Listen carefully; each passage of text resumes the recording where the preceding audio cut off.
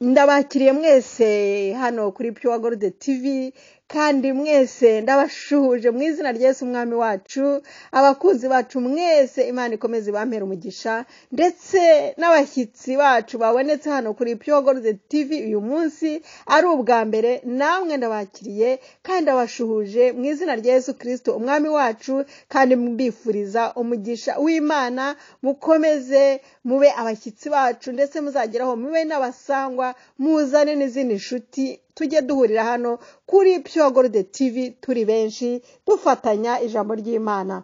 Komenti zanyu zirakenewe no gufasha abandi muri ubwo buryo. Imana ikomeze ibagirire neza muri uyu mugoroba. Reka rero dukomeze mbibwira nanjye ko ndi Jose ubagezeho bino biganiro. Ikiganiro tugiye gukomeza ni cya kindi tumazemo iminsi abagikurikiye kitubwira ngo abo turi bo muri Yesu Kristo, tumenye identite zacu, tumenye abo turi bo muri Yesu Kristo, bizadufasha. Muri uyu mugoroba rero ngiye kubasangiza ubuhamya bwa mwene data w'umukobwa wabagaho mu buzima ari umukristo ariko atazi uwo ari we muri Yesu Kristo. Araduha ubuhamya bw'ukuntu byaje kumufasha amaze kumenya uwo ari we. Bwanditswe mu Cyongereza, ndabusoma ndagenda ngerageza kubusobanura buhoro buhoro kugira ngo twese twumvikane mu rurimi rw'Ikinyarwanda.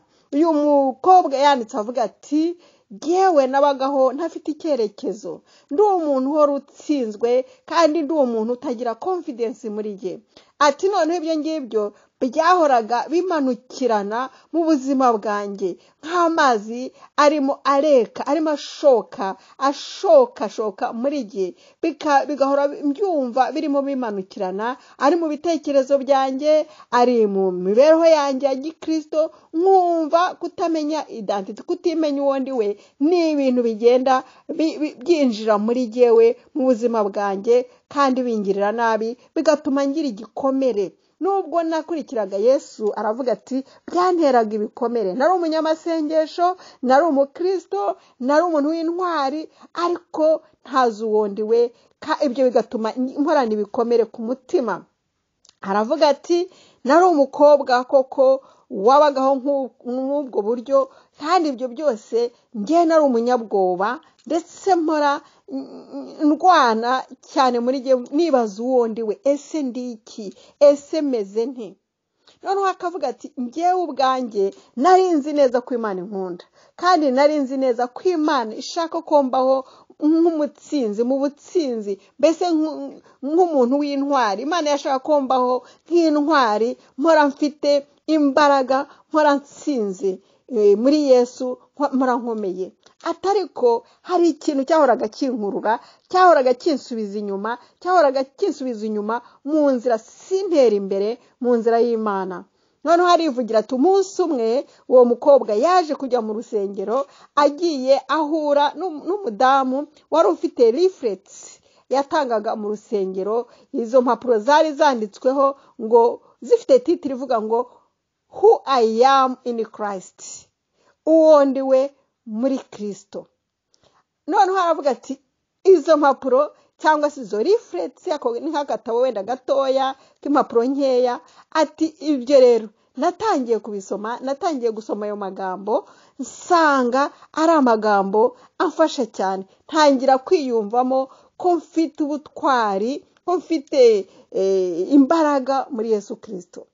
Arakomeza arasoma, ageze no mu rugo nijoro arafungura neza, arasoma, asubiramo. Uko yasomaga buri jambo, niko yiyumvagamo imbaraga, niko yiyumvagamo yuko ari umuntu mbese ufite sekirite, kandi anezerewe mu Mana, anejejwe nuko afite se wo mu ijuru, amaze kumenya uwo ari we. Buri munsi uko abyutse agasoma ya magambo, akayasubiramo ati, who I am in Christ, uwo ndi we muri Kristo. Akongera akabisubiramo ati, namenye identite yanjye. Buri munsi uko abisubiyemo, niko yumvaga anezerewe, niko yumvaga afite victory, niko yumvaga atera imbere mu nzira y'Imana, niko yumvaga bimuha ingufu zo gutanga ubuhamya, zo kusharinga ijambo ry'Imana, zo kumva ko afite ijambo, atangira guhinduka no mu bitekerezo bye. Buhoro buhoro ibitekerezo bye birahinduka, yumva ko ari umuntu noneho ufite sekirite mu Mana, yumva ko noneho ari umukobwa uhamye ugomba gukorera Yesu, kuko yamaze kumenya uwo ari we, ko afite so mu ijuru, amaze kumenya ko ari mushyashya muri Kristo Yesu, amaze kumenya ko ari umwana w'Imana ndetse ari igikomangoma cy'Imana. Aratangira agira confidence, aratangira agira goruzi, aratangira avuga ati noneho nzaho ubutsinzi buri muri Yesu Kristo, naratsinze. Ibintu byarahindutse muri we, Imana yamugiriye neza, ahinduka umukozi w'Imana, ahinduka umwevangeliste, ntiyongera kwigaya, ahubwo aravuga ati nzuwondi we. Kumenya identite yawe muri Yesu Kristo bizaguhesha nawe kugira icyo ukora. Ube uri umuntu ufite mu Mana, uri umuntu ufite viziyo, uri umuntu ushaka gutera imbere, ushaka gukorera Imana utareba abandi, uvuga uti namenye uwondi we, nemeye gukora icyo Imana yampamagariye.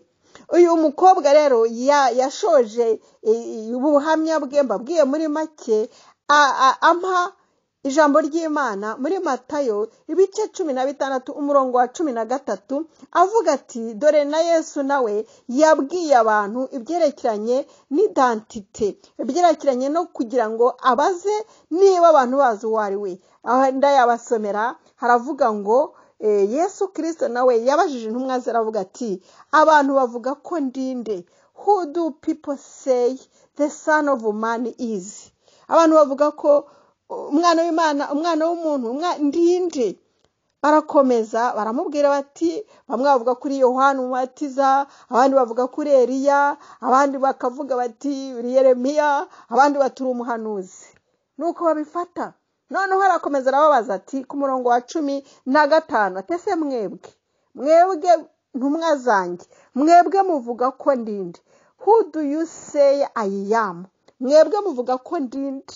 Urumva rero kumenya identite ni ngombwa, na Yesu yabivuzeho, yavuze icyerekeranye n'identite, yavuze icyerekeranye no kumenya uwo uri we. Abantu bavuga kuri nde se wowe? Abantu bavuga ko ndinde? Mwebwe se muvuga ko ndinde?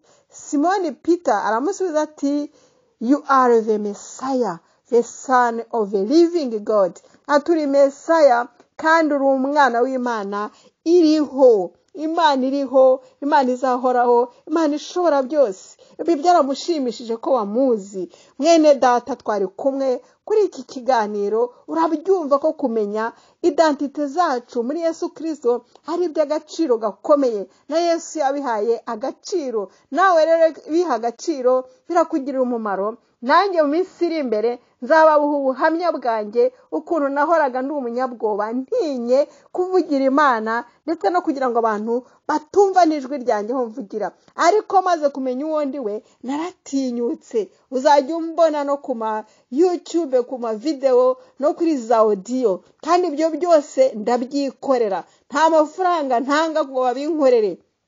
Namenye uwo ndi we, menya ko ngomba kubyiga nkabimenya, ngomenya ko mfite Imana yigisha, ko mfite umwuka we unyigisha.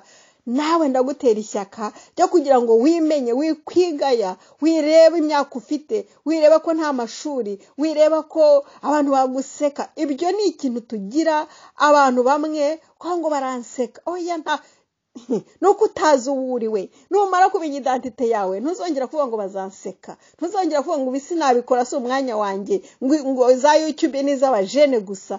Oya, umuntu wese ugomba kumenya uwo uri we, nta limite yo kugira ngo utiga cyangwa udatera imbere. Numenya uwo uri we, uratera imbere uyu munsi wa none. Numara kumenya uwo uri we, urahita utera imbere, urahita ushaka kwiga, urahita ushaka kumenya byinshi, kuko uzi uwo uri we muri Yesu Kristo. Haleluya. Imana kugirire neza. Mwese mbasezeyeho, ari abashyitsi badusuye umunsi wa none, muzagaruke, ari namwe dusanga mu inshuti zacu hano, inshuti zanjye mwese, Imana ibaho umugisha, kandi dukomeze dutere imbere tumenya abo turibo muri Yesu Kristo. Tuzakomeza ubutaha. Ndabakunda cyane. Be blessed.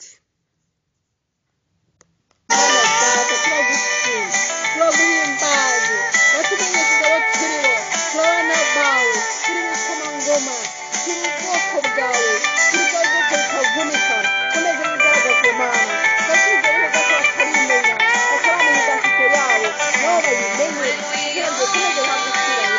urakoze mana byose